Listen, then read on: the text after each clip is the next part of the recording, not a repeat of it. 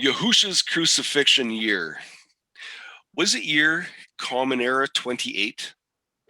Why do I just have 28 there? Why not the list of the years?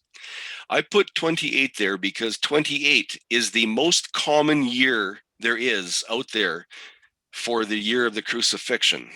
We're going to look at that in detail. How about, was it Common Era 30? We're not going to be looking at that year because I believe, and I believe we have absolute proof, that Common Era 30 is the hammer. What do I mean by that? That is the controlling rock in a game called curling. It can decide yay or nay for the game. Will Common Era 30 have the final answer, the last say? Absolutely. And you're going to see that. What you have coming in part 2 is going to just shake the ground you stand on, because it is absolutely astounding. You're going to be hearing a lot about the 12-hour offset. I'm going to be emphasizing that a lot. You will find out why when we see part 2 of Common Era 30. What year was it? Could it be Covenant Calendar Year 31? Was Yahusha in his 31st year when he was crucified? That's why I asked that question. Here's a little bit of background information. With many different calendars all laying claim to a specific year of the crucifixion, which ones can also claim full and complete alignment with the words of the scriptures? Better yet, which calendars can reveal total compliance and timing fulfillment with each and every text of the Passion Week? We are not allowed to pick and choose which texts we do know that we want to align. If there are texts that we cannot align, then we have a lot more to study. So we need each and every text to be in alignment. Which of these can accomplish a step-by-step pathway to show the lunar calendar's Passover of the Jews, and also the Torah-based Dawn to Dawn Passover of the covenant, and still produce meticulous alignment with the documentation in the Messianic Testament? That is a loaded question, to say the very, very least. Was there 2 Passovers? Have you heard that? Was there 2? What would you say if I told you there was 2 Passovers on the same 24-hour period? Have you heard that? What about that 12-hour offset? And if these proclaimers of the faith can achieve a suitable common era year in alignment with the scriptural midst of the week for the crucifixion, as precisely detailed in the scriptures, can they also, number one, can they also find precise alignment with the essential 12-hour offset, which pinpoints the accurate common era year of the crucifixion? Yes, that 12-hour offset is essential. In fact, I should have that in capital letters. It is written in the scriptures, and it is several of the texts that must be accounted for. How about number 2? When these people find a suitable common era year, can they also define the 2 different Passovers of the 2 separate calendars, as specifically recorded by Matthew and John? Yes, the scriptures tell us there were 2 different Passovers in the very same 24-hour period. Something has happened to my computer here. Oh boy. I got to stop share. Looks like a Zoom feature. Yeah. Okay, I'm going to start this again. Hang on. Something has happened here.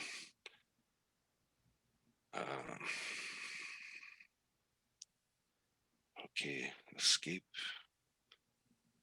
Escape. Sorry about this. While Tim is getting that figured out, everyone, I know that the enemy does not want this message to go out. We were under spiritual attack all week long, and we did warfare prayer last night as well as this morning. So please be patient, because these important studies, Satan does not want the people to hear them. That's just the way it goes. So we will just wait. We will ask Yahusha to come in and clear the airways so that this presentation can go forth. Okay, I'm going to start at this this top paragraph again. And if these proclaimers of the faith can achieve a suitable common era year in alignment with the scriptural midst of the week, which is the Wednesday crucifixion, as precisely detailed in the scriptures, can they also find precise alignment with the essential 12-hour offset, which pinpoints the accurate common era year of the crucifixion? And yes, that word essential should actually be capitalized. That 12-hour offset is absolutely precise in determining the year of the crucifixion. Can they also define the two different Passovers of the two separate calendars as specifically recorded by Matthew and John? What about two different Passovers? We've always heard there's only one, but the scriptures speak of two of them. We're going to be looking at that. Which of the years from Common Era 26 to Common Era 34 cannot and will not apply? We are going to be removing the rubble years today. What makes the Common Era year of the crucifixion so incredibly and blindingly brilliant that it cannot be mistaken? What is it? Here's some important information. We have some new people here, and they might be a little mixed up by seeing the word cycle. We use the word cycle in place of day because the word day has multiple meanings, either just a light season, or it can mean the 24-hour cycle of the light and night seasons combined. And this can create great confusion for timing purposes. So from now on, when you see the word cycle, and this is in all of our studies, when you see that word cycle, it references a full 24-hour period, which is dawn to dawn, according to the scriptures. So please remember that word cycle. This is a study from Yah's covenant calendar. And the dates that we are considering are 26 to 34. Years 26 to 34 of the Common Era. The principle. There is a principle that must be the foundation of our belief structure. That principle is the answer to this question. Was Yahusha a lamb of the first year in Common Era 30? How could Yahusha accomplish being the lamb of the first year in Common Era 30? This year-old male command from Yahuwah is a prerequisite the Mashiach must fulfill with perfection. Let's read it. We find this in Exodus 12:5. Let the lamb be a perfect one, a year-old male. This is the type that the antitype must fulfill with exactness. Did Yahusha fulfill this? And what year was it? What year was the crucifixion? How many times have you heard this question? Let's read Matthew 26:3. Then the chief priests and the scribes and the elders of the people came together at the court of the high priest, who was called Caiaphas, and plotted to seize Yahusha by trickery and kill him. But they said, not at the festival, lest there be an uproar among the people. The question I have, these ones that were wanting to kill Yahusha, they said not at the festival. Did they stick to their words? Could we give them that credit? Did they do what they said, or did they do otherwise? Did they kill Yahusha at the festival, or did they not? Remember, the scripture speaks of two types of Passover within that 24-hour period that Yahusha died. That puzzle piece that floated around there, that is very appropriate, for this is one of the extremely serious puzzle pieces that we need to consider. When Yahusha was still hanging on the tree, what date of the month was it according to their lunar calendar? What date of the month was it? When they said they were not going to capture Yahusha at the festival, what did they mean? Was it the same as the scripture? Or was there a different calendar with different dates other than what Yahusha was on? Was the date still lunar Abib 13 and not at their festival? A very serious question. Read Matthew 26:5, for that is where that verse is, and consider this verse. How about John 19:40? Then they took the body of Yahusha and bound it in linen wrappings with the spices, as was the habit of the Yahudim for burial, a very specific type of burial, very regimented. Verse 41, and at the place where he was impaled, there was a garden, and in the garden a fresh tomb in which no one had yet been laid. There, then, because of, and please note this terminology, the preparation of the Yahudim, they laid Yahusha because the tomb was near. If we remember correctly, John had already announced a preparation, and that was at dawn. So why is it that John, who is acting as the reporter, why is it that here, after sunset, for that is when Yahusha was being wrapped up with the spices, why is it then, after sunset, that John announces another preparation, and he tags it with of the Yahudim? Why? Had not John already announced in John 19:14 that the preparation had started at dawn, at the 6th hour of Roman reckoning? Do you remember Roman reckoning, where the days start at midnight, where Pilate's wife had referenced Roman reckoning? Why is this particular announcement here? Is this a verse that we can just glide over? We can just read over? Or should this verse stop us in our tracks as if we'd walked into a cement wall? Because the depth of this verse in terms of calendar is nothing short of astounding. What was the time frame of John's proclamation for the preparation of the Yahudim? Wasn't it after the sunset, in the night season of preparing Yahusha for burial?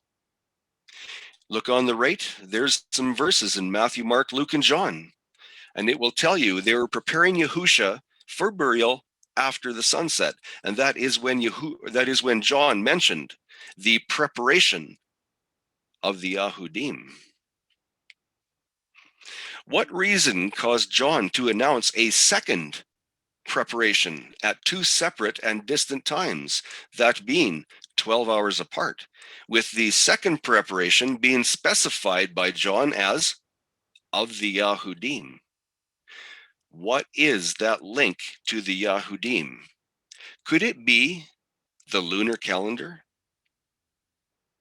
What is John revealing about their sunset event?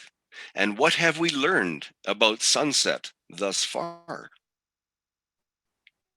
Is it possible there were two calendar types of the preparation cycle occurring partially and simultaneously at Yahusha's crucifixion? Is this really possible? Is that what's written in the scriptures? I believe it is.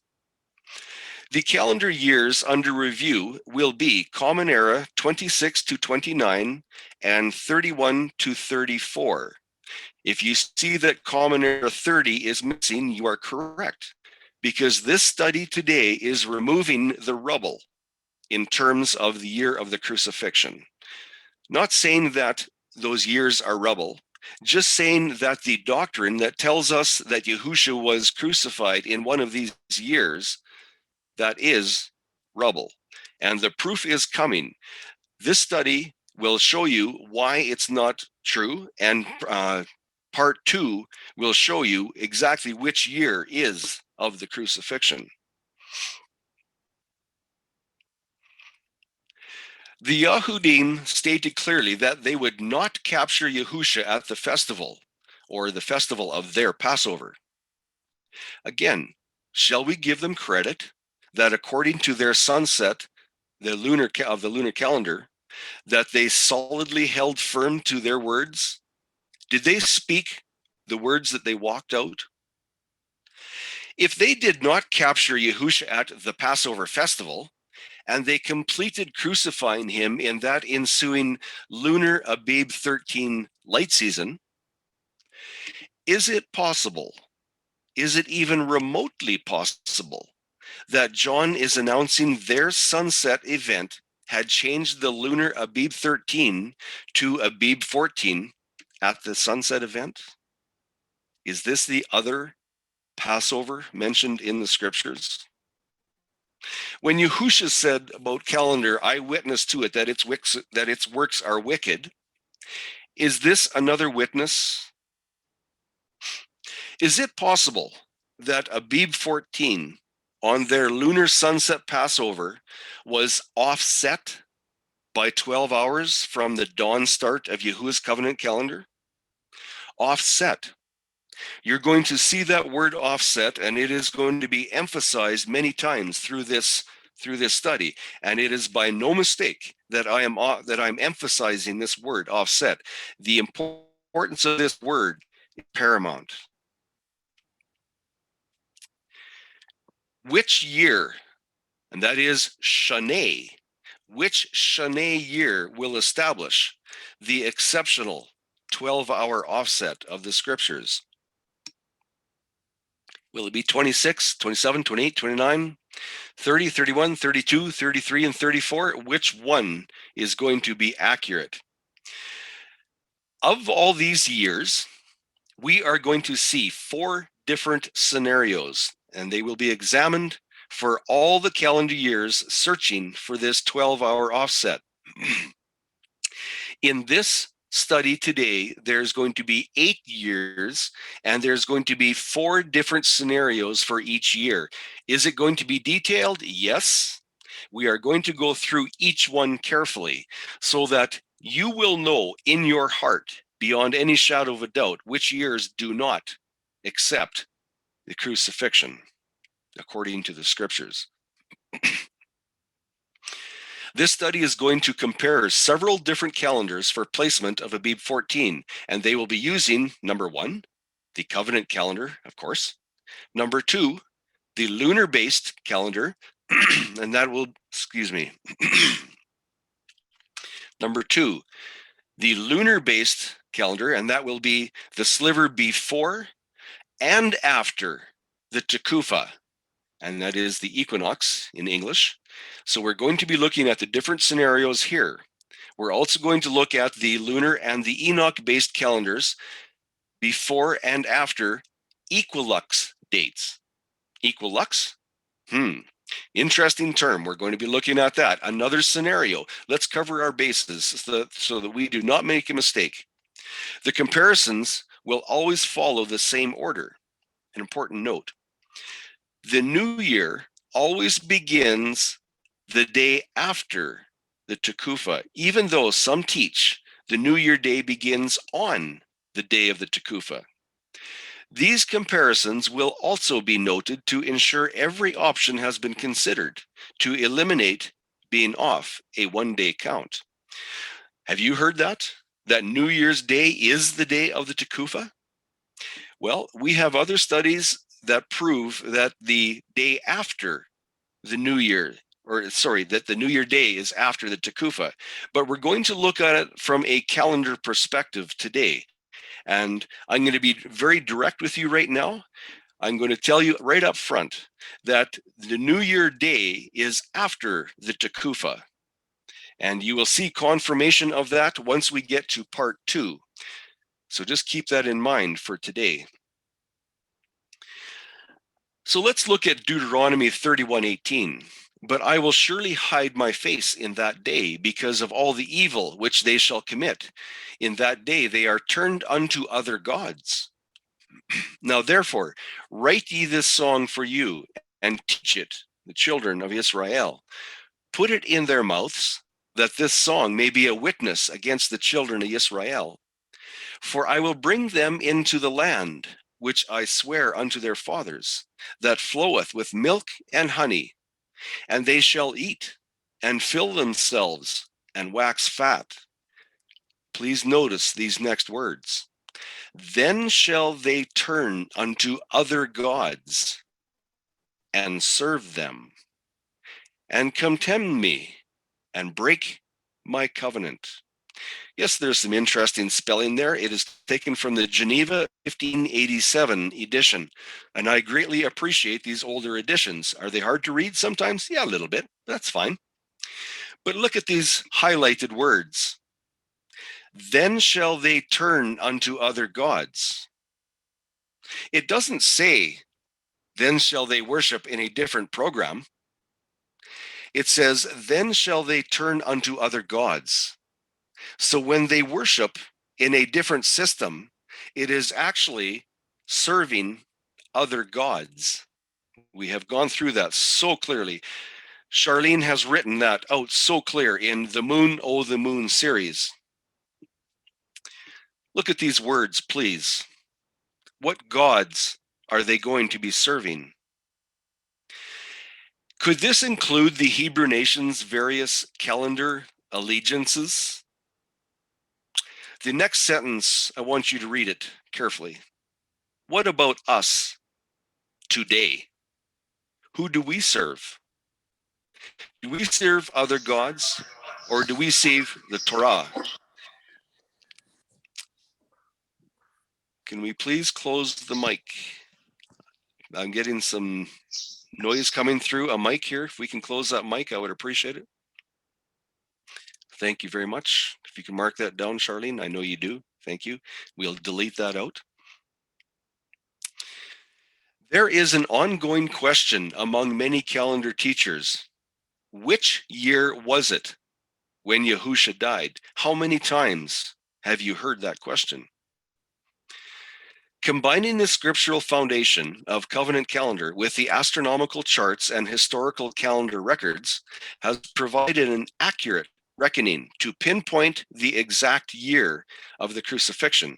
Now, while you might not see the accurate reckoning right here in part 1, it will be revealed brilliantly clear in part 2.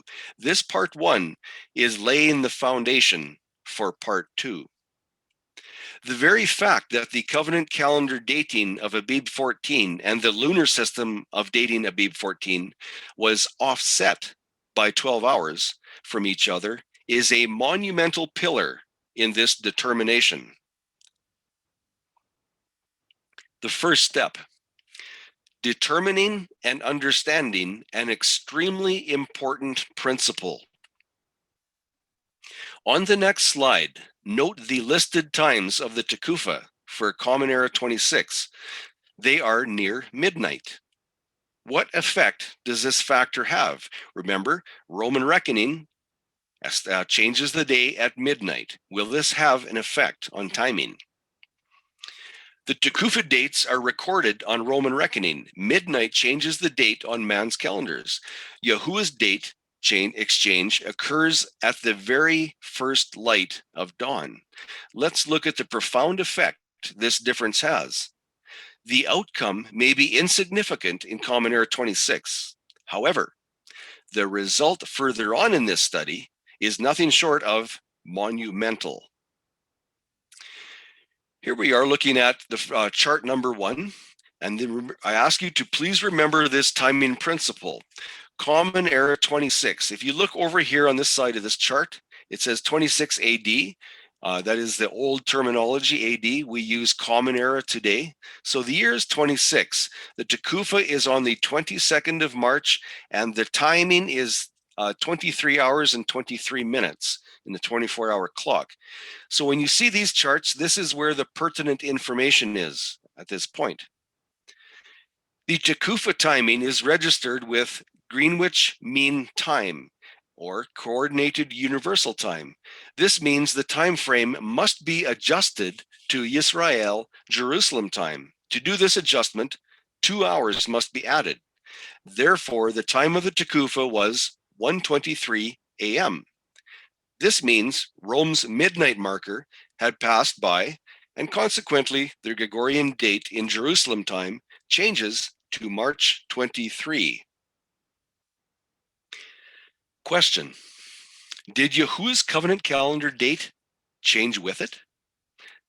I could say that another way. Does Yahuwah recognize Roman reckoning? Chart number 2. Observation notes for chart number 2, year 26. Please note this red line here. This chart has the times adjusted by 2 hours already, and it is from the U.S. Naval Observatory. Interesting. Note this asterisk right here. The asterisk denotes midnight. Has this time been loosely rounded off? And I ask that question for a very specific reason. These are things we must look at. Common Era 26, chart number 2. Here we begin, the Tekufa.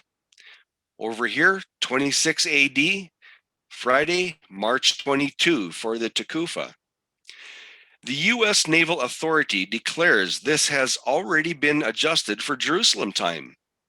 Yet there is a 1.5 hour difference from chart number 1.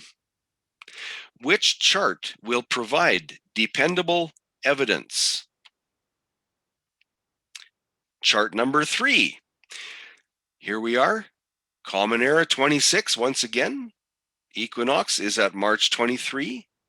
That's what's recorded. Look at the time. 4:25 a.m. local mean time, Jerusalem. Local mean time, mean it has been adjusted to Jerusalem time. The Tekufa timing is registered with LMT, local mean time, already adjusted to Jerusalem time. The Roman midnight marker has been passed, and consequently the Gregorian date in Jerusalem time is recorded as March 23. It is much later than the last 2 charts. Does Yahuwah's covenant calendar agree with changing the date at midnight? Remember Roman reckoning as recorded in the scriptures? You can look at these verses, Matthew 27:19, John 19:14, and chapter 20, verse 1, to see examples of Roman reckoning. And if you don't understand Roman reckoning, I ask that you ask us after this presentation, or you can go to our presentations on the website, and you'll find that Roman reckoning is absolutely incredible. It brings all the gospels together in timing. It aligns everything. According to Genesis 1, and that is dawn to dawn, this Tekufa date, which is the 22nd here, and yet the 23rd here, according to dawn, the Tekufa date is still March 22, according to dawn from Genesis 1 and throughout the scriptures. No, the midnight mark has no bearing on Yahuwah's time clock. The question then is, will there be a significant factor affecting the year of Common Era 34? And what about Common Era 30? We won't be looking at that today, but we need to keep that in mind. Common Era 30 will be seen in part 2. and I will add in great detail. Step number 2, implementing Yahuwah's dawn to dawn midnight marker in the Passover principle, and searching for the 4th cycle crucifixion, and it must be combined with the festival of the Jews. You cannot have one or the other and find alignment with Scripture, for both is written in the Scriptures. There is written a 12-hour offset, there is written 2 different types of Passover, and there is written one Passover being linked to the festival of the Jews. How do we find alignment with all these? First to be considered is the Lunar Abib 14 dating, as placed on the Gregorian calendar. Second is to look for the scriptural 12-hour offset as a result of their sunset day start. And third, we are to look for the Lunar Abib 14 date to be one Gregorian cycle following the covenant calendar Abib 14 Passover on the 4th cycle. Why are we looking for the Gregorian cycle to be following? Remember sunset theory? It must start the evening before. Just another twist that we need to decipher, discern, and find alignment with. Remember, the Gregorian date will, according to the Talmud, start with the previous sunset.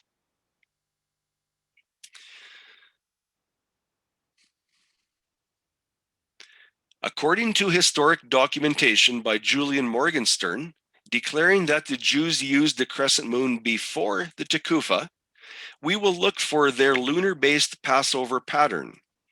And personally, I have gone through the years before the crucifixion, and I find that Julian Morgenstern's declaration that the Jews used the crescent moon before the Tekufa is correct. I have found that very, very clear. Please note that this rule was not written in stone, but it fluctuated according to their desired yearly calendar results. Remember in Yahusha, or remember in John 7, when Yahusha was talking to his brothers, he said, your time is always ready, always ready. It fluctuated according to their desired yearly calendar results and requirements. Yahusha, being who he is, he knows fore and aft. He knew the past and he knew the future. And he knew very well that they adjusted their feasts according to their desired religion. When he said, I witness against it that its works are wicked, he knew this. Again, what is the baseline purpose of this exercise?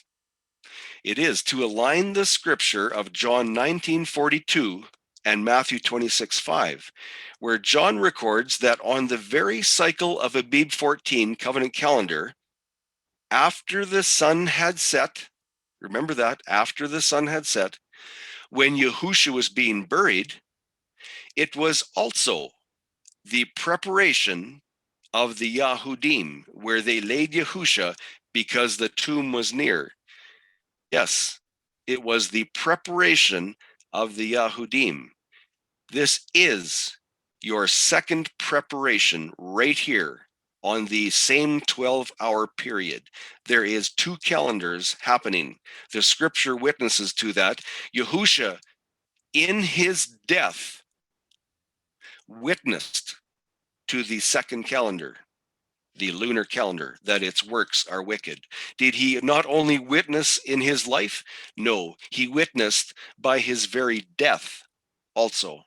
He did not waste time. This 12-hour offset timing factor must be realized in determining the correct year of the crucifixion. What is UT? According to timeanddate.com, UT is a time standard reflecting the mean solar time at the prime meridian in Greenwich, UK. UT1 is a successor of the original version of Greenwich Mean Time, or GMT.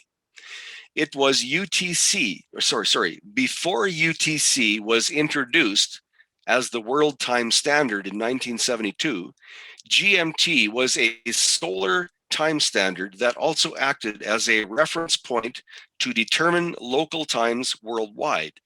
Today, GMT is a common time zone, deriving its local time from UTC, Universal Time.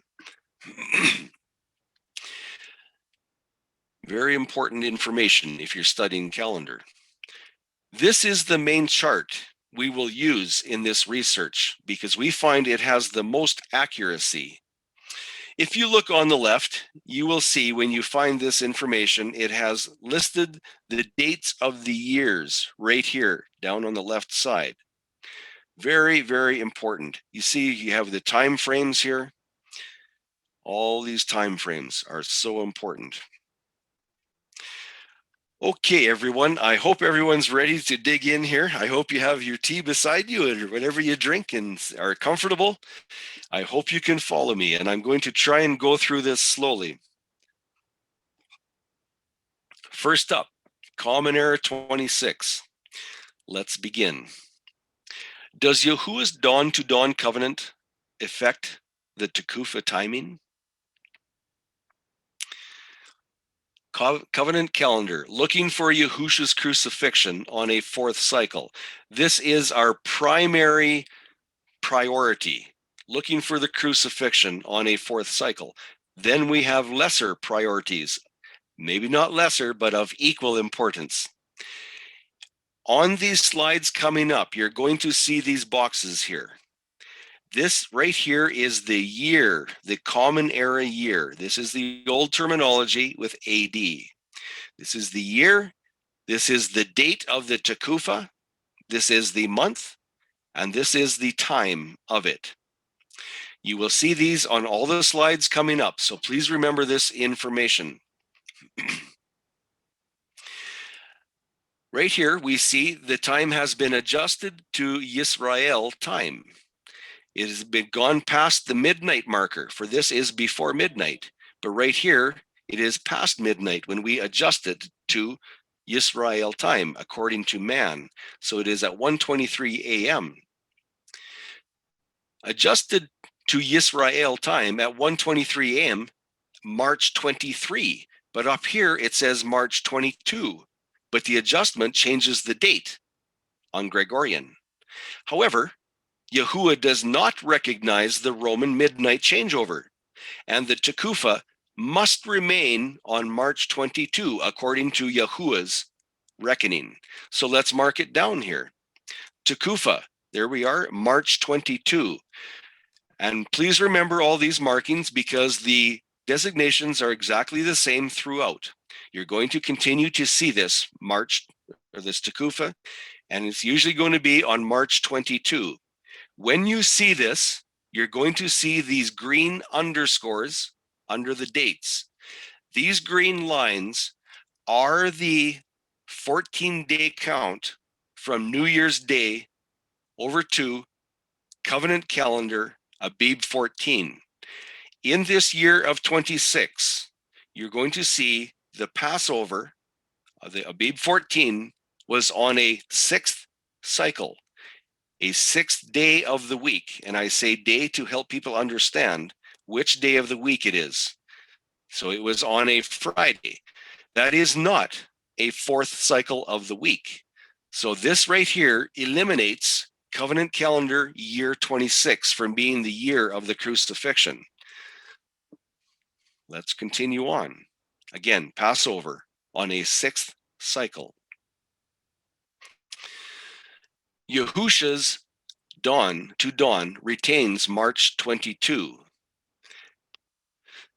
Calendar for the year 26. There is your Tekufa once again, and we're going to continue on.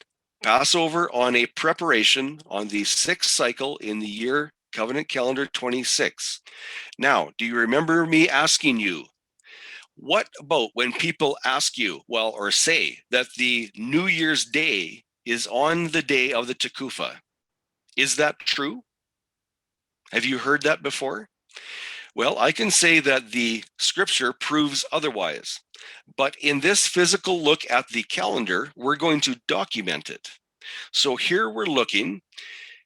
If March 22, Tekufa, was the New Year's Day, and that's right up here, then covenant calendar Abib 14 would have been on April the 4th, one day back, and it would have been a 5th cycle. So we do not see a 4th cycle crucifixion if the New Year's Day was the day of the Tekufa. So we can count that out on years Common Era 26. And I'm going to tell you right up front, right here, this Tekufa being, or the day of the Tekufa being the New Year's Day, does not work. And we are going to document this throughout so that you can understand and see the physical proof of it. What about the lunar view in the year of 26? Again, if you look over here, just to remind you, the year is 26. This is the date.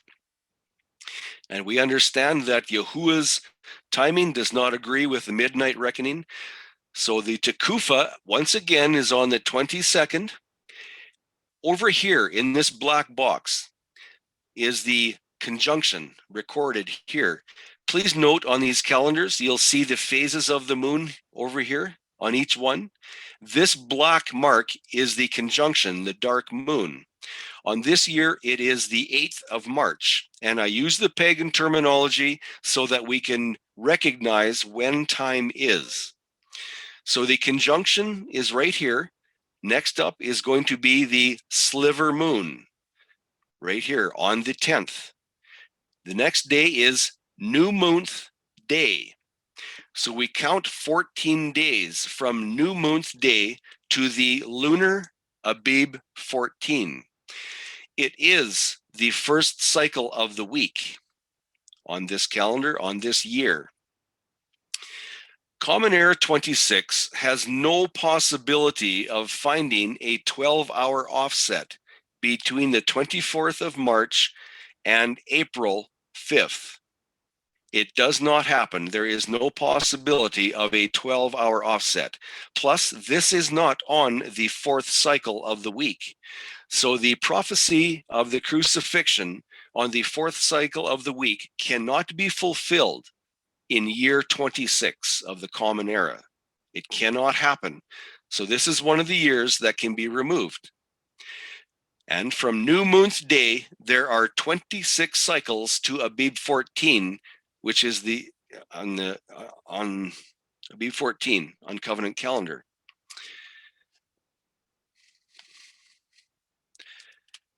So there cannot be a 12-hour offset here. The next sliver moon, which is April 8th, would be after covenant calendar Passover, making that lunar Passover calculation much later, making it even more impossible to find a 12-hour offset. Moving on. It's time now to consider if there are any possibilities around the equilux timing for moon and non-moon calendars. Example, the lunar and the Enoch. Some well-known lunar calendar ministries declare an equilux and sliver reckoning is to be used for year start rather than the equinox, which is the Tekufa of the scriptures. Do note that if the sliver moon appears on the date of the equilux, that moon is considered a valid sliver moon. And also, the next day is the new lux month day. We need to discover what this equilux is all about. Some Enoch calendar followers use the day after the equilux as the first cycle of the year. An evidence sample is going to be seen on the next slide, and we are going to talk more about the equilux. Please note, here is some evidence. March 16th, and this group proclaims it's the day of equal night and equal day in Jerusalem. This is equilux. It has also been proclaimed that this is equinox. Is that true? Is there a difference between equilux and equinox? And if so, what is the difference? Only one of them can be scriptural. Which one is not? Again, if you want to see the details, on our website, we have a study directly addressing this, very clear. But let's read this box. Enoch is acclaimed to follow the equilux. Note the equal light and equal night statement, meaning from sunrise to sunset. Note that it is not from the beginning of dawn till the end of dusk. It is from sunrise to sunset. One problem that belies here is the removal or repositioning, we could say, of the twilight seasons from the light season as covenanted by Yahuwah in Genesis 1. Wow. I'm going to read this again because man is redesigning Yahuwah's covenants. Man removes the twilight seasons from the light season as Yahuwah declared and applies these twilights to the night season. Is breaking Yahuwah's covenant or covenants accepted? That's what the equilux does. We can read about those two covenants in Jeremiah 33:20. Those are covenants in Genesis 1. Are we allowed to break them, redesign them? And if those that are redesigning those covenants of the light and the night season, if they are doing that, are they playing God? Simple question, but very serious. Let's view an Enoch calendar promo slide. Not all Enoch followers go by the equilux, but some do. Please note the direct link to paganism, and I hope I emphasize that enough. Start reading over here.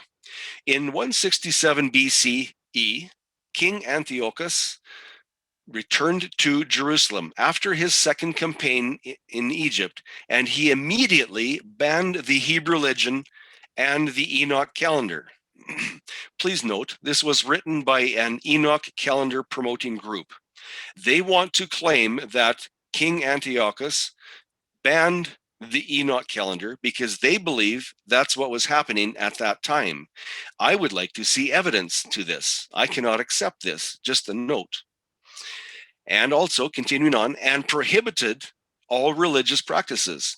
He dedicated the temple in Jerusalem to Zeus, the Lord of heaven, Baal Shaman, and ordered the Hebrew people to worship Zeus and to participate in the festival honoring Dionysius, who was Zeus's son, who was called Bacchus by the Romans. And Dionysius/Bacchus was known as the dying and rising god, as he was twice born. Please note this next phrase. The festival called Bacchanalia was held when? March 16th and March 17th. And what was the intention? To pollute the Hebrew spring equinox day and the New Year's Day. But hold it. How can this be the equinox? I'm thinking this is equilux, and I'm thinking they have some false information here. We're going to look at it a little bit deeper. But please note from here, this festival of Bacchanalia was held on March 16th and 17th. We're going to continue. Just keep this in your hat, and we're going to look at this more.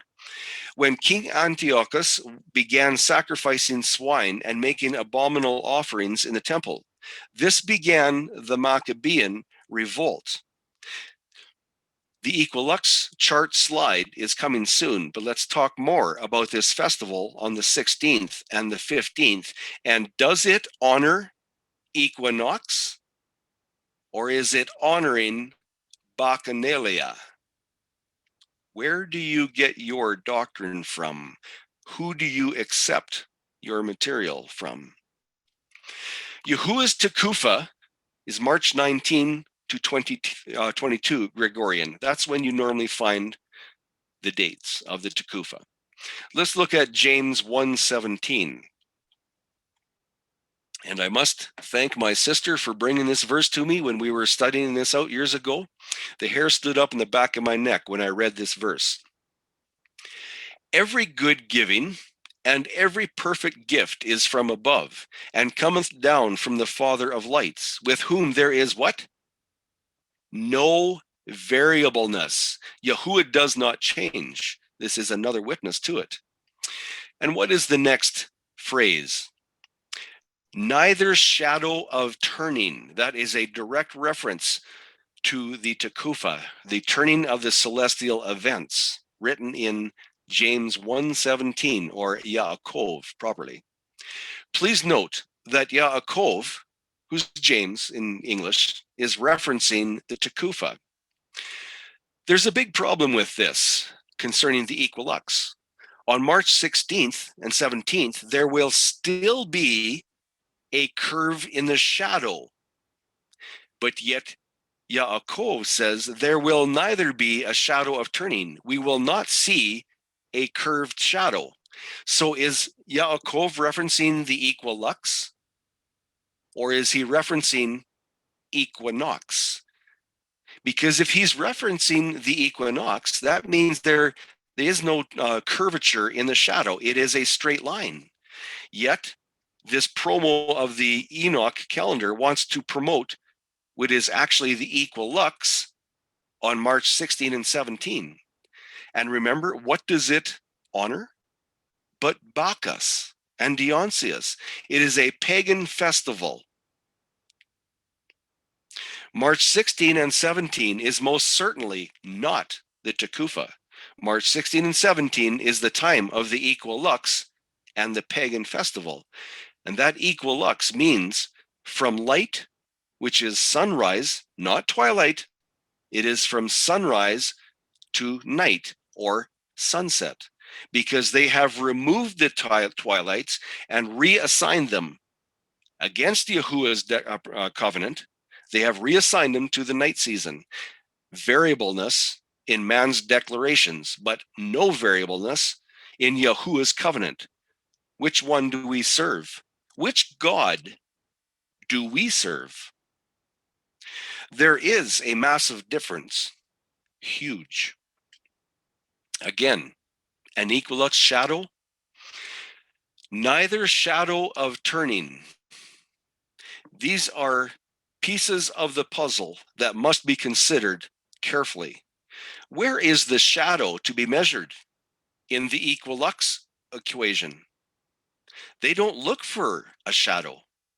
They look for equal light and equal night, having misplaced the twilights.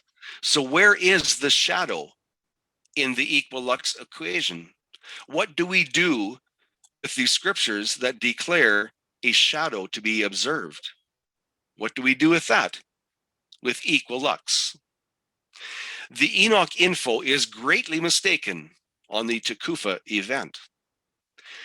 Okay, in proceeding, we will be documenting the equilux date in Jerusalem as starting at sunset, March 16th, and ending at sunset on the 17th of March. All following equilux slides will be formatted in this respect.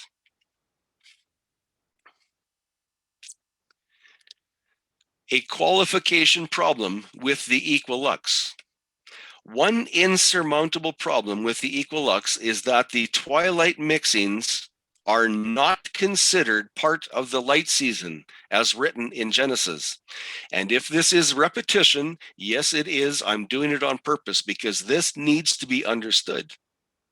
Man rejects Yahuwah's decision to place the Arev, or the evening, and the Arbayim, or Boker, twilights as light. Instead, man relegates both twilights to the night season. This glaring factor alone eliminates the equilux from being a scriptural doctrine. However, just for argument's sake, let's prove the equilux waters anyhow. Let's look at it. Here we are. Equinox Jerusalem equilux view. Here we are on the 17th of March. Equilux. Here's your new Lux month day. We count out 14 days, and that brings us to the 31st. The equilux Abib 14 is on a first cycle of the week.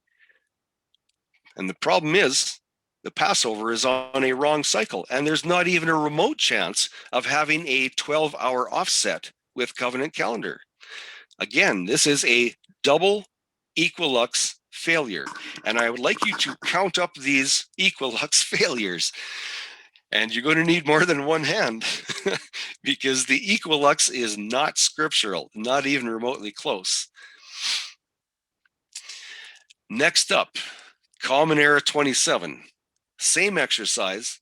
And on the second slide, we're looking for the Lunar Passover. But first, I want to mention this slide here. This slide is brutally important. You see that flashing arrow? There is a line here right on my cursor that when you look up on the website, this line is sliding. You click on it with your cursor and you can slide it back and forth wherever you want it. When you do that, in these boxes, the times change. So I have it brought here set to March 23rd. And it's where the astronomical twilight at Boker begins. It begins at 4:17 a.m. Is that accurate? It's precise. It's right down to the minute. It tells you when dawn to dawn starts in Jerusalem on March 23. The accuracy is profound. Do we need that? I believe so. Important info for the next slide. Look in the red box to note the timing of dawn on March 23. I spoke about this already, and the sliding of the line. And we see the exact time of the astronomical twilight in Jerusalem. If you have roosters, your rooster will probably be crowing right about this time. They'll be saying, get up, Yahuwah's day's begun. Wake up. So this is when the dawn of Yahuwah starts, dawn to dawn. So let's carry that information forward. We are looking for Yahusha's crucifixion on a fourth cycle. Again, the year is 27 of the Common Era. It's on the 23rd of March, and the time is 5:04. Adjusted to Jerusalem, it is 7:04 a.m. And attention, since the Tekufa is recorded past the point of dawn, according to the Torah and the Gregorian, the Tekufa remains on March 23. Covenant calendar Passover was on a first cycle of the week, Genesis 1, dawn to dawn. Again, March 23 is your Tekufa. This is New Year's Day according to covenant calendar. On top of the green lines, count your days of 1 to 14 for Abib 14. Over here on your left is Abib 14. It is on a first cycle of the week, right here, April 6th. That is not a midst of the week crucifixion. So at this point, we know, according to covenant calendar, that the year of the crucifixion was not Common Era 27. This eliminates this year according to covenant calendar. But we're going to be looking at more. Let's have a look. And what about that Tekufa sign? Is it New Year's Day or is it the following day?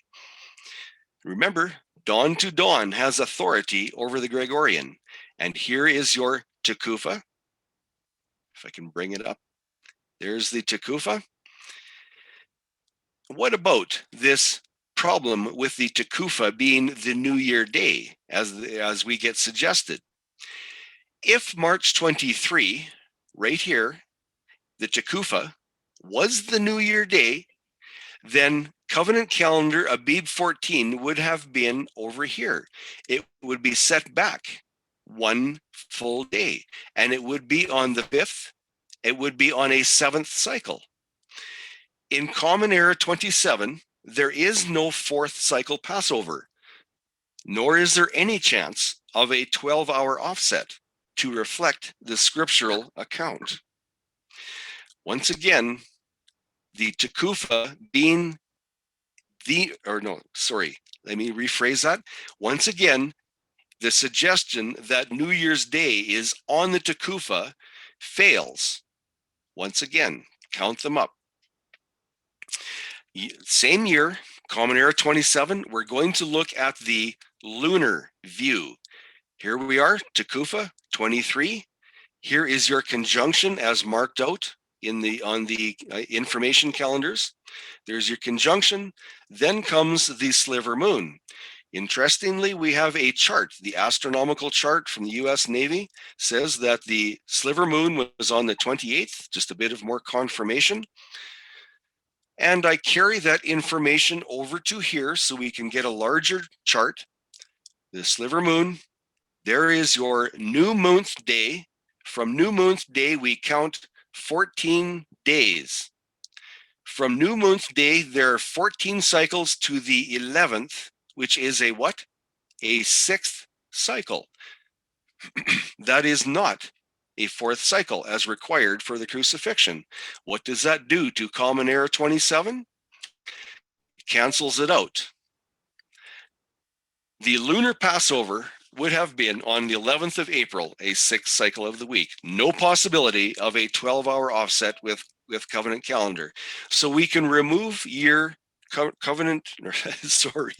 can remove Common Era 27 as the year of the crucifixion. It did not happen then. But there's more information. What about this pesky little Tekufa, or the equal lux view? What about this? Let's look at it. Here's your equilux on the pagan festival. Here is your new lux month day. Count out 14 days to the so-called Abib 14 under the equilux. Is this on a 4th cycle, or is this on a 2nd cycle of the week? It's on a 2nd cycle. That removes it from being the year of the crucifixion. And it removes it. See, it's only 1, 2, 3, 4, 5, 6, 7, 8 days away from the Tekufa. That removes it from having any proximity to covenant calendar Abib 14. So there is no 12-hour offset to covenant calendar. That removes the equilux from having any fulfillment whatsoever. Again, a double equilux failure. Okay, here is an important year. Common Era 28. This is the year that most ministries declare as the year of the crucifixion. You will find this all over the place on the internet. We're going to have a little detour here because we need to look at some information. In the last few years, there has been an explosion of calendars that all claim to be the correct festal calendar year of Yahuwah. Most of these calendars over the last 60 to 70 plus years use the moon that follows the equinox. However, with this explosion of calendars, many are now saying that the equinox is pagan, right from the belly of Rome. Have you heard that? Therefore, a new calculation, note that word, a new calculation, can that be equated with variableness? In Yahuwah, there is no variableness. But yet, with this new calculation that has been devised for their festal calendars to use the moon on or following, more variableness, on or following the March 17th equilux. Variableness. Where does that come from? Have you heard of this before? This tends to create an interesting problem at the present time for ministries that claim April 28th in Common Era 28. That is the year of the crucifixion. And we have one specific ministry in mind that claims this, and it is in exact opposition of what they teach, and yet they continue this teaching. This April 28th calculation is based on the moon following the equinox, even though their current calculation, variableness, their current calculation for the festal calendar uses the moon following the equilux, usually about March 17th. There we have honoring a pagan festival, Bacchus. Serious stuff. This is a huge conflict, not only in their ministry, but it is huge conflict with the scriptures. Let us obligate ourselves to check out what in the world is going on with the idea that the year end can be around either the equinox or the equilux. Let it be known, the year start can follow only one or the other, but never both. And do remember, Yahuwah does not change. Okay, getting back to Common Era 28. Once again, always and continuously and persistently, we are looking for the crucifixion on a fourth cycle, according to the prophecy in Daniel. Here is year 28. This is where you'll see the information. The Tekufa is on March 22. The time is 10:51, adjusted to Israel time right here. But the Tekufa remains on March 22. Again, these green underlines, you count out 14 days. What does it bring you? It counts you to this blue square, which is covenant calendar, Abib 14 Passover. It's on a second cycle of the week. Do you get the importance of this? Tekufa over here and covenant calendar does not find a fourth cycle crucifixion in the year 28. It's not there. Note, Common Era 28, covenant calendar Abib 14 on a second cycle of the week. Please do not forget this. There is no midst of the week crucifixion in the year 28, according to covenant calendar. What about the other calendars? Let's look at them, or the other scenarios, I should say. Again, here's your Tekufa on the 22nd. What about this Tekufa sign as the New Year day? Is this going to be any different? Again, the vernal equinox, March 22, continuing on. Note, if the March 22, right here, if this is New Year's Day, and we count this as the first day instead of the 23rd, if we start counting right here, that is going to set the date of Abib 14 back one day, and you will have the Passover on the first cycle of the week over here in this oval. What is that going to do? That means there's no possibility of a midst of the week crucifixion, and most certainly no possibility of a fourth cycle 12-hour offset with the Yahudim. Again, a complete failure with the Tekufa being the first day of the year. Does not work, especially in covenant or in Common Era 28. So let's look at the lunar system of worship. Again, there's two scenarios for the lunar calendar. One is the sliver before the Tekufa and the sliver after the Tekufa. This one is the sliver before the Tekufa. So let's have a boo. Conjunction. It's written down here. It's recorded on the 15th. So your box is up here. In comes the sliver moon on the 17th. Next is new moonth day. You count out 14 cycles, and what do you get? You have a fourth cycle crucifixion. A fourth cycle Abib 14. What happens when you bring in sunset theory? Isn't this day start the evening before, according to sunset? That throws a whole new warp into it. But what about that 12-hour offset with a covenant calendar? 12 hours offset. How many days is it from the 31st over to April 5? How many days? That makes it impossible to have a 12-hour offset, which is spoken about twice in the scriptures and illustrated exponentially. This exposes another complete lunar failure with no alignment of a 12-hour offset between the two calendars, as documented in Matthew 26:5, and also even clearer in John 19:42. So the lunar sliver before the Tekufa in Common Era 28 is eliminated. Please notice the late dating on the chart below that is provided for our research purposes concerning Common Era 28. We have to be very, very careful when we're doing our research. We have to understand what they document and why. Because of this late factor, we will be viewing this late dating, and also we will look closely at the equilux factor immediately after. Please note the lateness of the chart information. April 13. This is long after the Tekufa.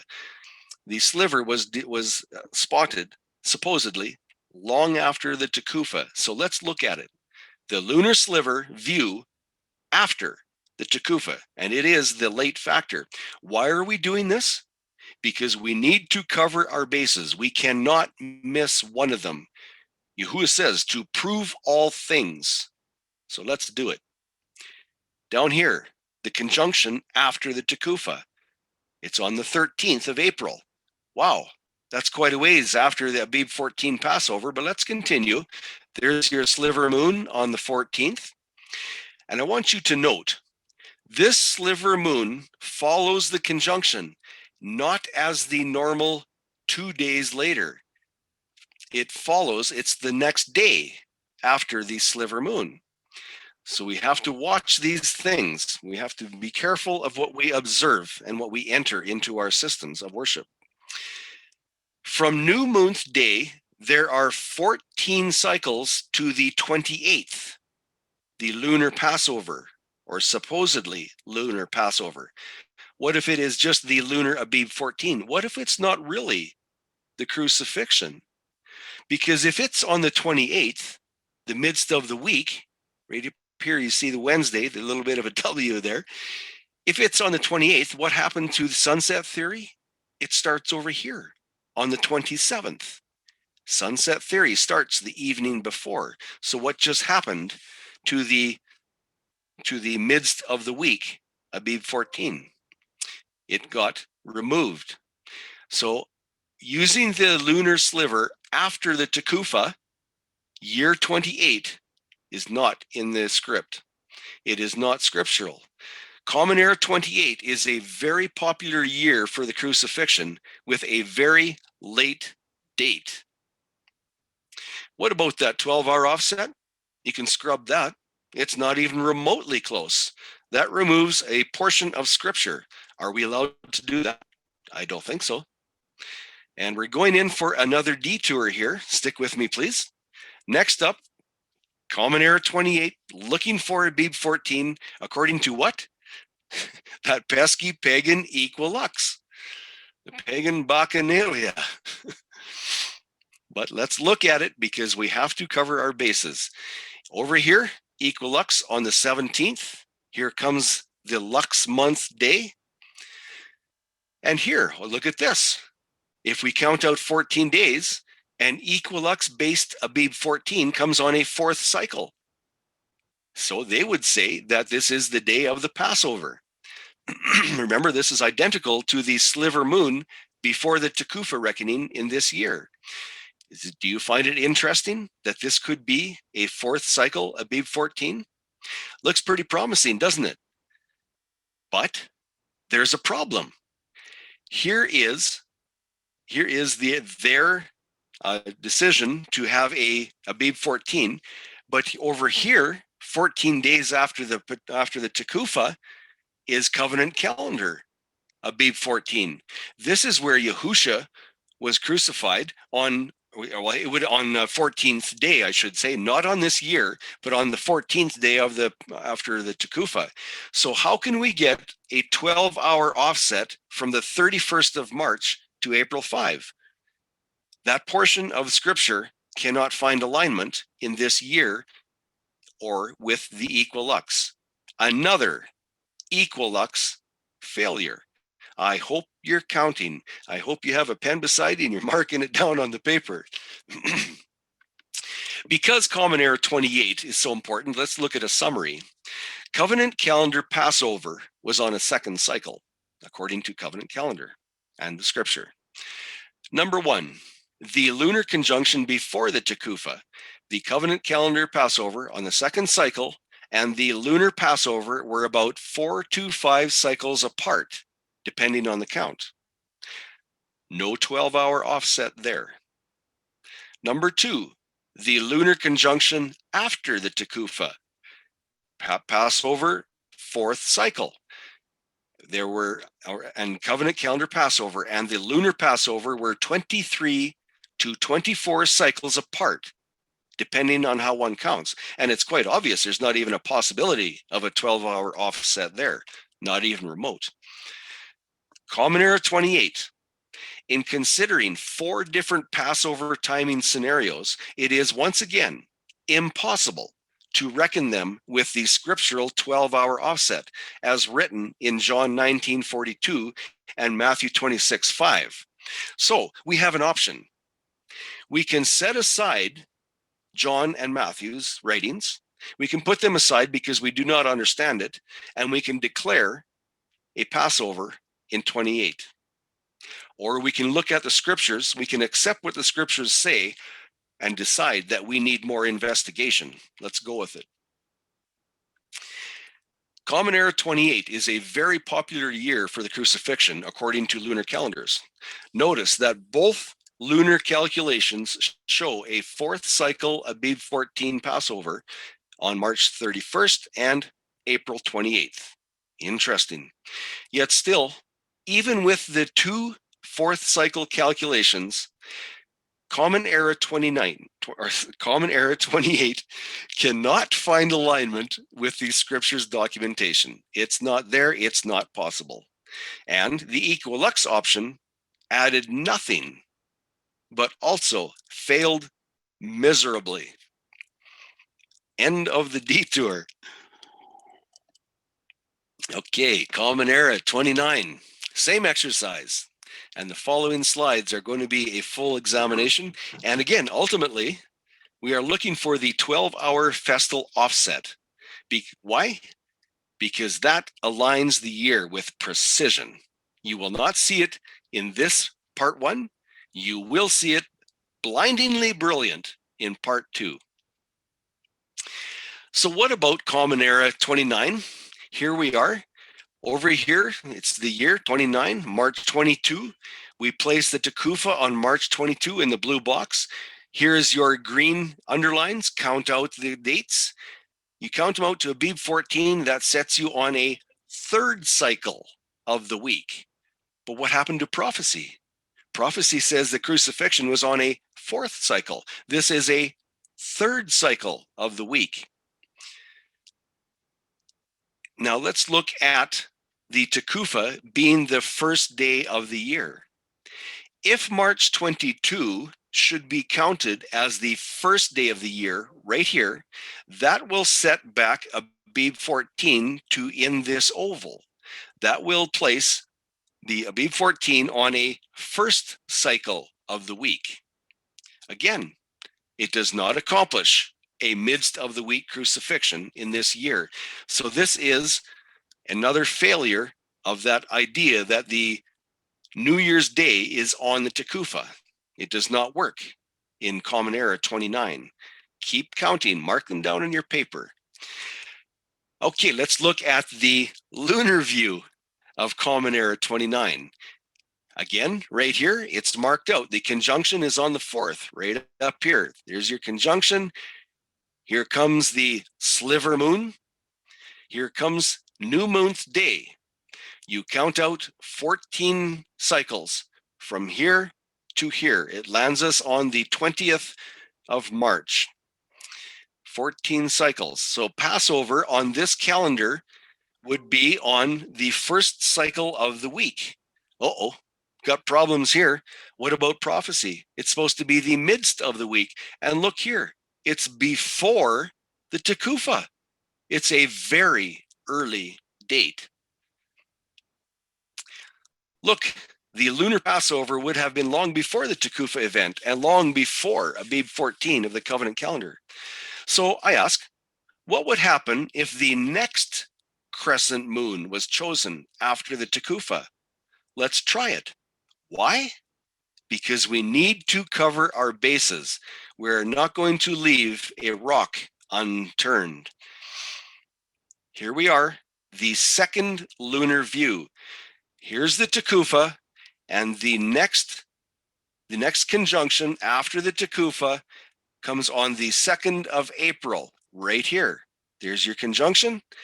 There's the sliver moon. There is new moon's day.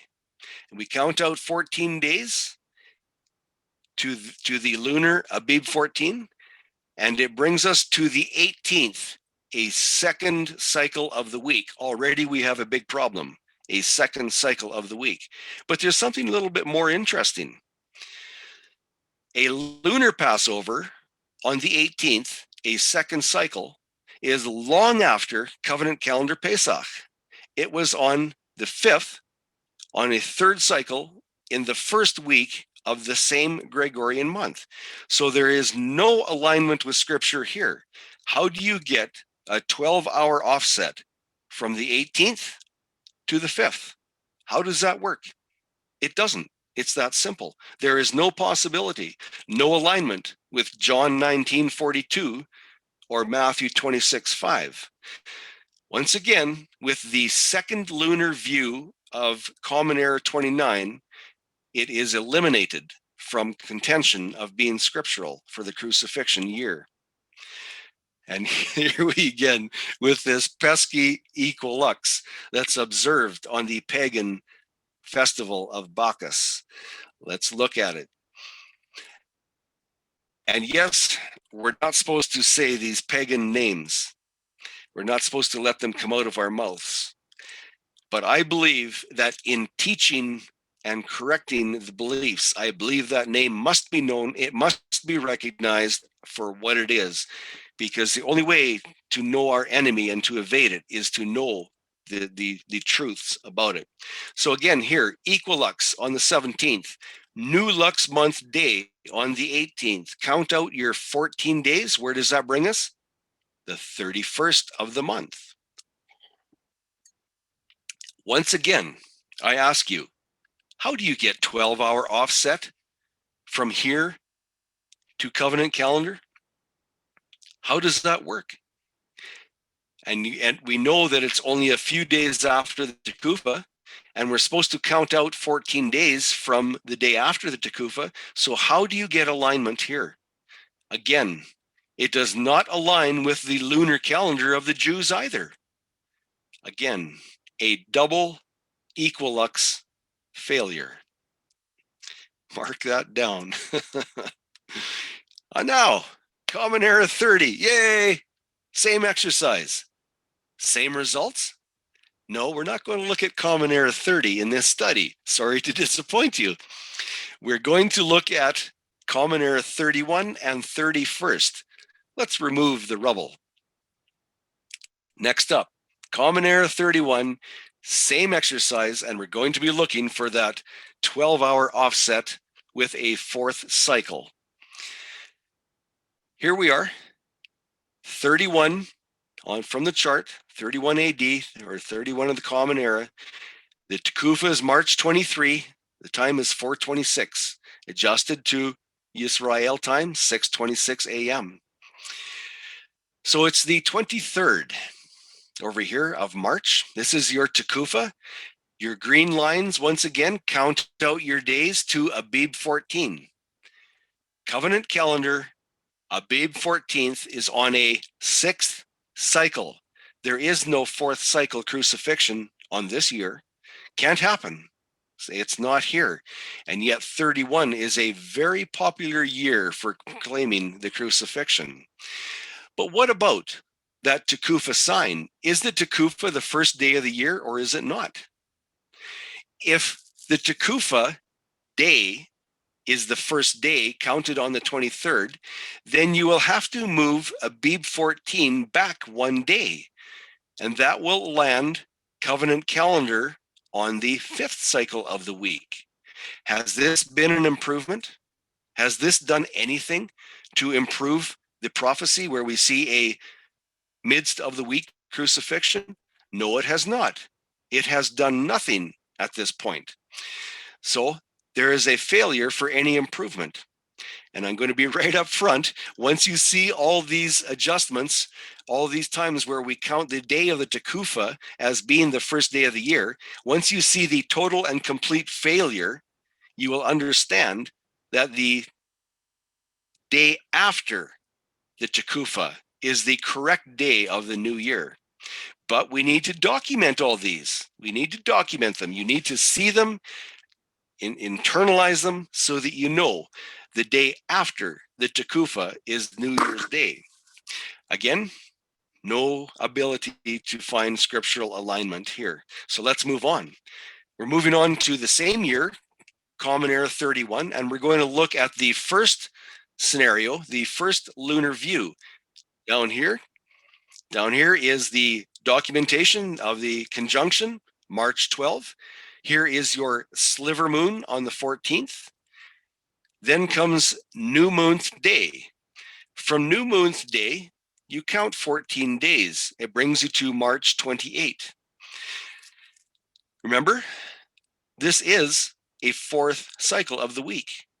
But we also need to remember, this is the lunar system. The lunar system starts the evening before. It is sunset to sunset. So this Abib 14 would start on a 3rd cycle. What does that do to your 12-hour offset? What does that do to your 4th cycle crucifixion? Gives it serious stomach pains. See how close the Lunar Passover was to the Tekufa? It's only 5 days away. So what happened to counting to 14? There was still 9 more cycles in the future.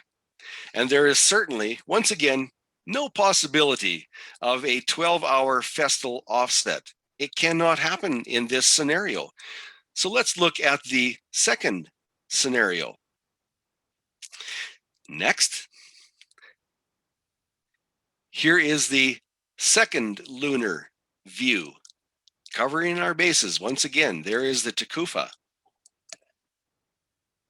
After the Tekufa, we're looking at the sliver being identified after the Tekufa. So here, box over here in the black box is the conjunction listed for here. Conjunction in the black box is on the 10th. Sliver moon is on the 12th. New Moon's Day is on the 13th. And from New Moon's Day, you count 14 cycles to April 26.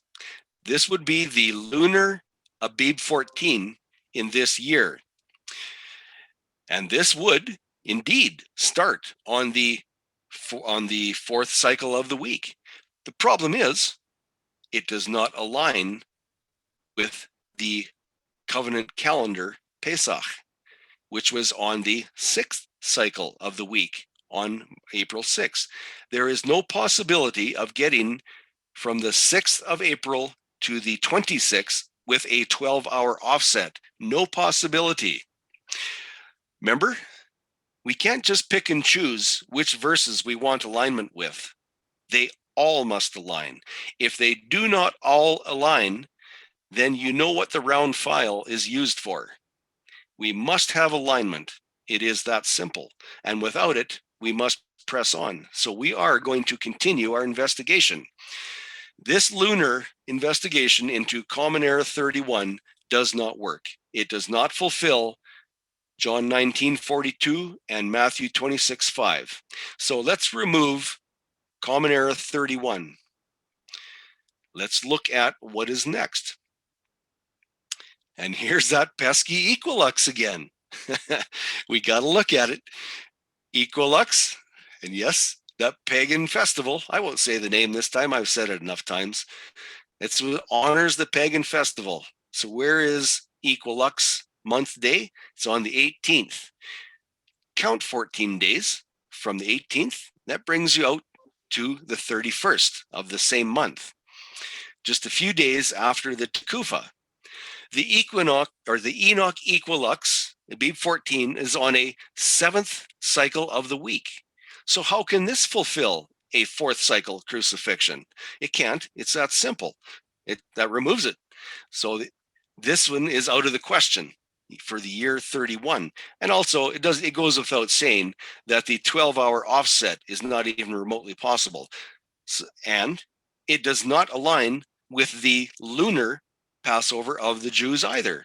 So more failures for Equilux. I think this Equilux factor is having a serious stomachache. Something's not right with it. What's next? Common Era 32. Common Era 32. Again, here is the year right here from the charts. It's March 22nd. That's charted out right here, March 27. Here's your Tekufa. You count on under the numbers above the green lines, 1 to 14 to find Abib 14. Covenant calendar, Abib 14 is on a 7th cycle of the week. It's on a Shabbat. So what happens if this day of the Tekufa, and you've heard me say this before, what happens if this day is the first day of the year? At that point, we need to move our counting back one for Abib 14 would then be found on the 6th cycle of the week. Does that give us a midst of the week crucifixion? No, it doesn't work. So this is another failure for the Equilux. It does not provide us with anything. So remove this year and Equilux from your calculations. It has given us no alignment with the scriptures. Same year, Common Era 32, a lunar view. And please note, the sliver on the day after the conjunction, according to the chart seen on the next slide. Now I could not enter it on this one because it was too full. So that's why I'm citing the chart on the next slide. The sliver is seen on the day after the conjunction, not 2 days after. Here we are. The conjunction is noted on the 30th and the sliver moon on the 31st. Here is new moon's day. Look here, just a few days before Covenant Calendar Pesach, we have new moon's day on the lunar system. And we count to 14 on the lunar system, and their Abib 14 is on a 2nd cycle of the week. No 4th cycle crucifixion in this year. Doesn't happen. No 12-hour offset. How do you get 12 hours between these two dates? Doesn't happen.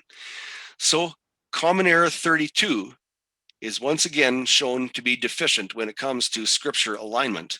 No 12-hour offset and no alignment whatsoever.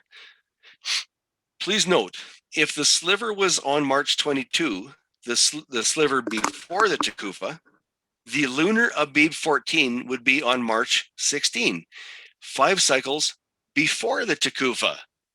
So once again, no alignment on the year 32. It doesn't matter how you look at it. So we can remove this one from contention of being aligned with scripture. But we need to look at it, another one.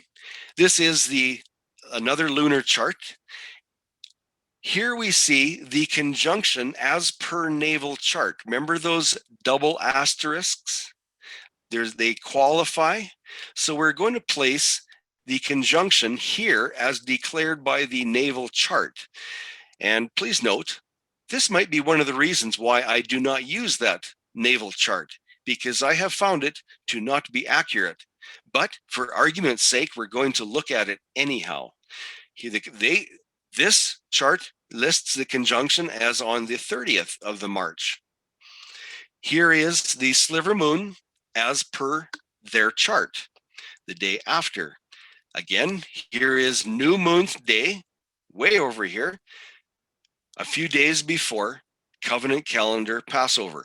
Instantly, you already know that there's no 12-hour offset here because you have to count 14 days down to Abib 14 on this lunar system. No 12-hour offset, no alignment with scriptures whatsoever. So, second lunar view, same result. Complete scripture failure or scripture alignment failure. Complete. So we can remove year 32 under the lunar calendar. How about spotting the second evening? If we see the lunar sliver spotted on the second evening, why am I doing this? Because we've heard the arguments. If you spot the sliver on the first evening, you must check out the sliver spotted on the second evening. So we're covering our bases here. And again, note this is from the naval chart and the double asterisks. Here is their proclamation of the conjunction. There is this calendar's proclamation of the conjunction.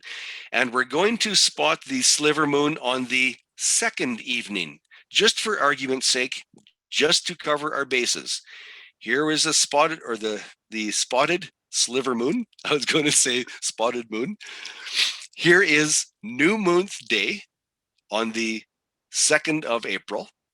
And here is their Abib 14 on the 15th. It is a third cycle of the week. What happens to prophecy of a crucifixion on the midst of the week? It's not fulfilled here. It can't be. So this lunar system of determining time is out. It removes the year 32 from any contention of finding scriptural alignment. And I think you've heard that phrase numerous times, and we have a little bit more to go. There's no scriptural alignment here. There's no 12-hour offset. It does not happen. Sorry, year 32 is not in contention. But we have to look at this equilux again because we need to see it physically before our eyes so that I'm visual and I need to see it so I can understand it clearly. Equilux on the 17th. There is that pesky pagan festival honoring again. New Lux month day on the 18th. And there is 14 days from the 18th to the 31st. This would be their Equilux Abib 14. There's a problem here. It's not on the midst of the week, so that removes it from the year of contention to be in the crucifixion. And the 31st to covenant calendar Pesach over here is not even remotely close to a 12-hour offset.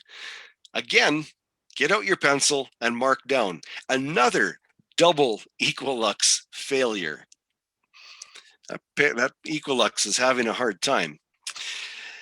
And yes, we've been at this for some time and there's been lots of details. So I'm hoping that you can stick with me through this. We got 2 more years to go. We're looking at Common Era 33.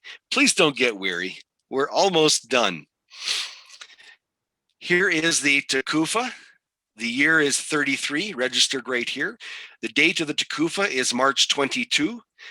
And we have marked it out right here in the blue box. Tekufa, the day after the Tekufa is the 23rd. Start counting your 14 days here.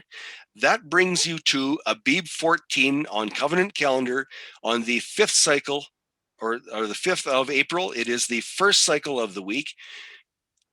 That makes sure that there's no crucifixion here. Did not happen. It's not midst of the week, not according to covenant calendar. But what about that Tekufa sign? Is that going to improve anything for us? Again, do we count the first day of the year on the 22nd? Or do we start it on the 23rd, like the scriptures proclaim? But for interest's sake, let's count right here from the 21st. You will then need to move back Abib 14 1 day and it will be on the 7th cycle of the week. Again, no 4th cycle crucifixion, according to this. No 12-hour alignment with the lunar system coming up. This is a failure of this. Is the Tekufa New Year's Day on the Tekufa? No, it's not. Just another one that we need to record. So let's look at the same year. Again, your Tekufa is on the 22nd. Here is your conjunction on the 19th. Here is your new moon, or sorry, your sliver moon, and your new moon day comes here. Look at that. It's on the day of the Tekufa. Kind of interesting. And we count the days out. Remember, this is on new moon day is on the day of the Tekufa. Is that going to bring us close to covenant calendar Pesach? Count your days out. It brings us to the Abib 14 on this lunar system on the 1st cycle of the week. And it is close to covenant calendar Pesach.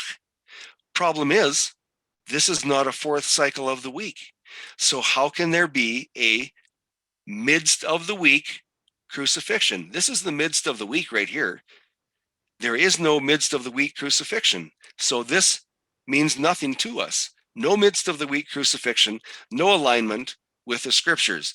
So on this lunar view, we can remove Common Era 33 as being scriptural. We have to fulfill Daniel 9:27, midst of the week, otherwise we are in trouble. So there's also no 12-hour offset with the midst of the week. So let's continue on. Calendar year for Common Era 33. And you've already heard me say it, but I got to say it again. Here is the pesky Equilux pagan festival honoring. Let's look at it, see what it does. Your new Lux month day. And there is the 31st. Once again, it lands on the 31st. Quite consistent, isn't it? Could this be designed to be close to the covenant calendar with its consistency? It appears so. But the problem is, their Equilux Abib 14 is too close to the Tekufa, too close, and too far away from covenant calendar Pesach. What happened to your 12-hour offset? It's out the window. Can't happen. And their Equilux Abib 14 is on a 7th-day Sabbath. So that removes this Equilux view from providing a Wednesday crucifixion on the year 33. No alignment here. Another double Equilux failure. I think your paper is getting full of Equilux failure marks. Okay, everyone, here's the happy face. Next up, Common Era 34. This is the last year that we're going to investigate in part 1. Part 2, we're going to investigate Common Era 30. So we're just about done. We just about got it. Stick with me through this, please. Common Era 34. And see up here, 34. Here's your evidence from the chart. March 22, time is 21:50. Here is Tekufa on March 22. Again, the green lines count out your days to the covenant calendar Passover right here. Covenant calendar Passover is on a 1st cycle of the week in this year. What happened to the 4th cycle crucifixion? It wasn't on this year. It's gone. It's not available on 34. And we can't forget, what about that Tekufa day being the 1st day of the year? Remember, instead of counting on the 23rd, if the suggestion is correct, we're going to start our 14-day count on the 22nd, as it might be the New Year's Day. So that brings us over to their Abib 14, according to the Tekufa being the 1st day of the year. That would make it on the 1st cycle of the week. What happened? Again, there is a failure for finding a 4th cycle crucifixion. Now, it might not mean much up to this point, but when we get to Common Era 30 and we see that every year from 26 to 34 provides an absolute failure to find a midst of the week crucifixion, you will then understand very clearly that counting the first day of the year on the Tekufa is not scriptural, because it does not fulfill prophecy of a midst of the week crucifixion. Just to keep that in your hat, the New Year's Day, according to Yahuwah, is the day after the Tekufa. Moving on. Here is the first lunar view for calendar year 34. Of course, your conjunctions documented here.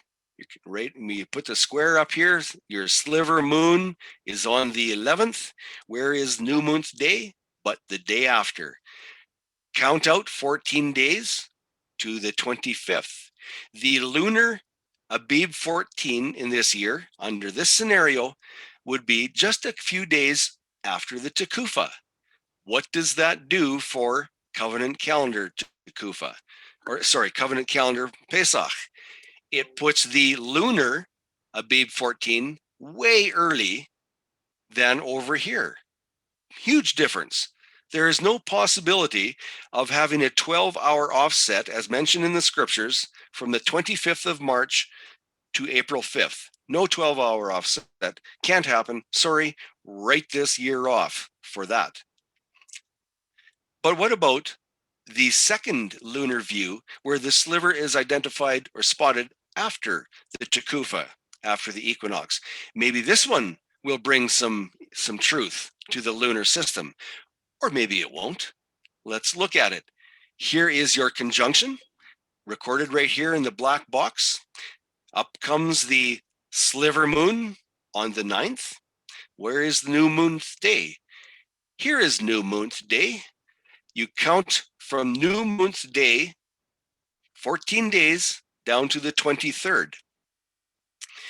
The lunar Abib 14 is on a 6th cycle of the week. What does that do for your 4th cycle crucifixion prophecy? Not too much. Doesn't help at all. Not at all. And it is way far too late to find a 12-hour offset. If you go from April 5 to April 23, those are counted in days, not hours. So that removes your 12-hour offset. Again, no scriptural alignment with this scenario. Can't happen. Now, I ask you, shall we vote? Shall we look at the equilux again?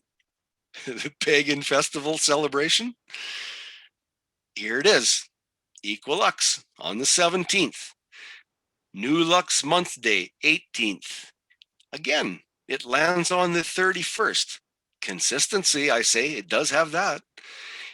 But it's only a few days after the Tekufa. What happens when you count from the 31st, right here, 31st of March, over to April 5? Do you get a 12-hour offset? Not even remotely close. What about the lunar system? Oh, I went too fast. What about the lunar system? It does not provide a sync, or it does not synchronize with the lunar system either. So what does it do? It provides another double equilux failure. Again, write that down. What happened to equilux? It's out the window. Sorry. So here we're coming up to the end. We have a few slides left, and we're going to do a summary. And in a couple of slides here, Charlene has got a bunch of information that she's going to go through. I'm going to be asking her to be ready for that in a few slides. But let's go through this first word summary for part 1. This is concerning the 8 calendar years that we have looked at. And we're talking about covenant calendar at this point. Covenant calendar marks Passover 14 from the day following the Tekufa. Following, not the day of the Tekufa, but the day following. And it marks it 6 times on March 22, 2 times on March 23rd, placing Passover on either April 4th or 5th each year. Does this not sound like an appointed time for the Moedim, the consistency? Remember, the only reason these are different is because of the variation in the Gregorian year. These are Gregorian dates, hence the variation. Yahuwah does not have variableness. He does not change. In these 8 years, according to covenant calendar, there is not one Passover in the 8 calendar years that we have looked at that falls on a midst of the week. Not one. Let me emphasize that. Not one midst of the week have we seen thus far according to covenant calendar. Remember, Yahusha was observing the calendar of the covenant. Therefore, not one of these years qualifies for Yahusha's final Passover. So I say that we have effectively removed the rubble of the years, not the years themselves, but the doctrines that declare these years as the year of the crucifixion. That rubble has been effectively removed by what you have seen today. Word summary number 2 for part 1. This is concerning the lunar Passover calculation, both before and after the Tekufah. These are the scenarios that we looked at. We need to cover our bases. Before the Tekufah, there is a great spread of new moon day dates from March 7th to March 22. Passovers range from March 20 to April the 5th. At this point, we would need to see a scripture that says Yahuwah has a lot of variableness if we wanted to apply this system of worship. But we do read that Yahuwah has no variableness. He says, I do not change. So how do we align Passovers from March 20 to April 5th? How do we do that? What happens to the lunar system of worship with this variableness? Can we attach it to Yahuwah's calendar? Common Era 31 is the only year that has a midst of the week Passover.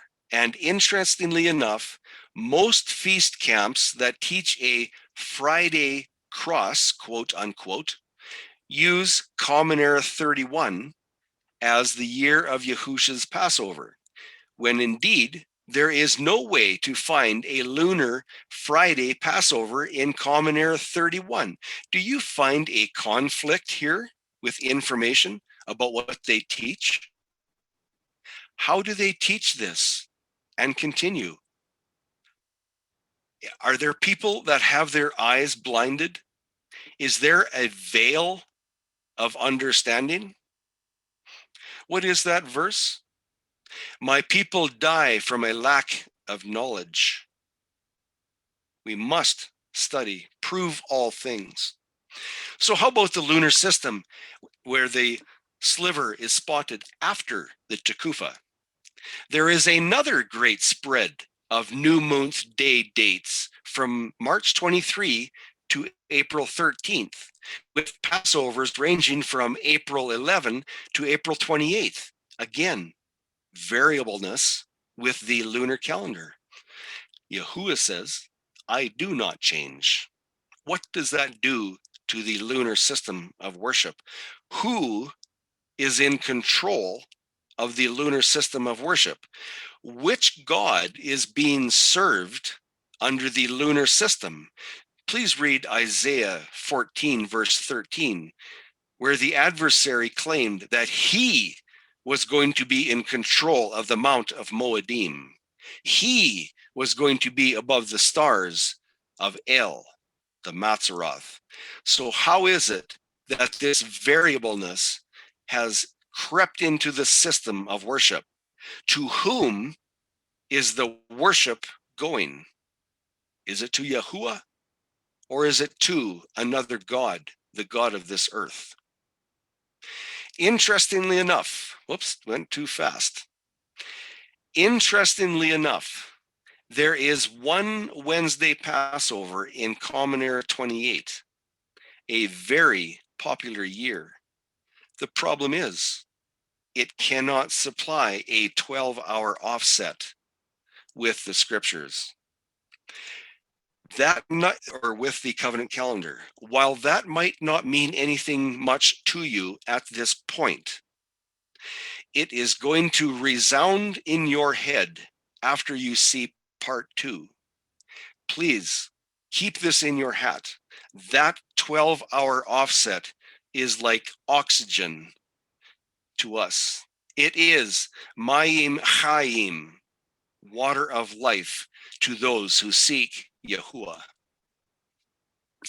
A third word summary for part 1, 8 calendar years that we have looked at. Again, here is our pagan celebration, the Equilux Passover calculations. And why do I say pagan? Because it is directly connected to Bacchus, the pagan god. Equilux is always on March 17th, and Passover is always on March 31st. Interesting that these are consistent. Does this reflect from Yahuwah's covenant calendar? Is the adversary trying to duplicate? Second point, years Common Era 28 and 34 both had a Wednesday Passover or a fourth cycle Passover. Interesting. What is the adversary trying to accomplish? Remember, every text must find alignment. Could these Equilux Abib 14 dates find a 12-hour offset with a covenant calendar or with the lunar calendar of the Jews? Could they? No. Absolute failure of Equilux. Note that down. While the Equilux calculation has the attributes of the same yearly appointed times for the Moedim, none of the calculations can satisfy the 12-hour offset found in the gospel account. Again, that 12-hour offset is like Mayim Chaim, or water of life. It will identify the exact year of the crucifixion. The precision will not be mistaken once you see it unfold before your eyes. So now I'm asking Charlene to please come and help me out with this slide. Well, thank you, Tim. And indeed, this is removing the rubble, a lot of it. So there's going to be 4 tables here that we're going to just do a quick visual comparison of the 4 different calendars. We are not going to look at the Tekufa ones that mark the Tekufa as the first day of the year. We won't look at those.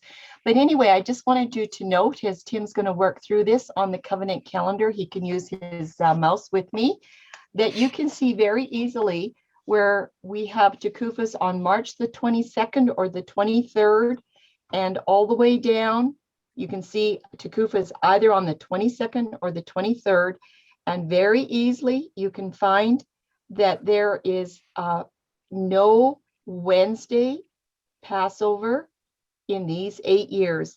They're all of the days of the week are in gray. Not one single one has a Wednesday Passover, and we know that Yahusha had his Passover on the midst of the week. In the second column, we're going to look at the lunar calculation that was before the Tekufa, because that's what they were using for calendars early on, and then they switched with the lunar calculation after the Tekufa. So we needed to compare these as well. And you can see there again that their new moon day started between March 11th, March 18th, March 7th, and all the way down to March 22nd, a large, very large span there. And you can see that there are 2 Wednesday Passovers according to the lunar calculation. But the first one in calendar year 28 was March 31. It's not even close to April the 5th. There's no 12-hour offset there. So that's why I've got these dates on both columns. And also CE 31, it also had a Wednesday Passover, but it was March the 28th, is very, very early. The third column is the lunar calculation for Passover after the Tekufa. And I've left some blanks there with homework. We didn't cover everything. We let you off scot-free on some of those. But again, that you can see, we've got new moon days all the way from March 29, going up to April 5th, all the way down, even in April 1, scattered all over the place. There's no consistency there, but it's very, very interesting that we do have another Wednesday Passover in this block of time. Now, if Tim would just do another click for me, there's going to be a blue box that comes up, and you will see here in this blue box that we have 3 Passovers in year 33, Common Era 33. There are 3 Passovers in that year on these 3 different calendars. Now, the 2 for the lunar calculation, they are both identical on the chart. That is because the new month day was on the day of the Tekufa. So that's why they're both the same. One wasn't before and one wasn't after. They were on the day of the Tekufa. And you can see that that particular grouping, there is Passovers all over the place, but we don't have a Wednesday Passover or a midst of the week. Okay, let's go to the last one, and that's the equilux view, the last column. And this one has a lot of consistency with equilux. Every single new Lux month day was March the 18th. Every Passover was March the 31st. And if that isn't consistency, I don't know what is. But it was there every single month. It was exactly the same, March 18 and March 31. There was a Wednesday Passover in Common Era 28. But basically, you can look over on the chart for Covenant Calendar. Passover that year was on a Monday. So there's no 12-hour offset there. It's really interesting to see, especially when in that red box there, remember we told you that Common Era 28 was a very popular year for the Crucifixion. Look at that. These 3 counterfeit calendars all have a Wednesday, midst of the week Passover in Common Era 28. Now, I would like you to look at the 3rd column. This is the one that is the monkey wrench. We did talk about it. You probably didn't remember. But this one that has the April 28th Passover, I believe that this was adjusted. I believe that this was adjusted to give you a Wednesday Passover instead of a Thursday one. This is the culprit right here. And we may break that open a little bit more later. But out of all of the calculations that we've looked at, and there's 30 of them, there was not one year that could produce a 12-hour offset between Covenant Calendar with any counterfeit calendar following 12 hours after. There was not one. So this exercise might have been a little bit grueling, but it was removing the rubble of what was happening in all of these other years, so that we could be sure that when we look at year 30, that we've covered, uncovered all of the information that we had to check out. So I think there's 1 or 2 more slides, and then we're done, and we'll be up for questions and comments. Thank you very much, Charlene. And I can really appreciate the amount of time that you spent building this chart, or these charts. A lot of time. Thank you again. Okay, let's continue on here. This is the end of part 1, and it will be continued in part 2, where a very careful and detailed examination will be given to Common Era 30. Again, Common Era 30 is the hammer. That is where the heavyweight comes down. This will be the revelation of Scripture unfolding. This will show you exactly who Yahusha is. When he says, speaking of the adjustable lunar calendar, when he says, I witness to it that its works are wicked. When you see how he witnesses, not only in life, but in his death also, you will understand that this Common Era 30 is the hammer. It has the final say on the crucifixion year. What is going to unfold with the 12-hour offset is going to be just absolutely incredible.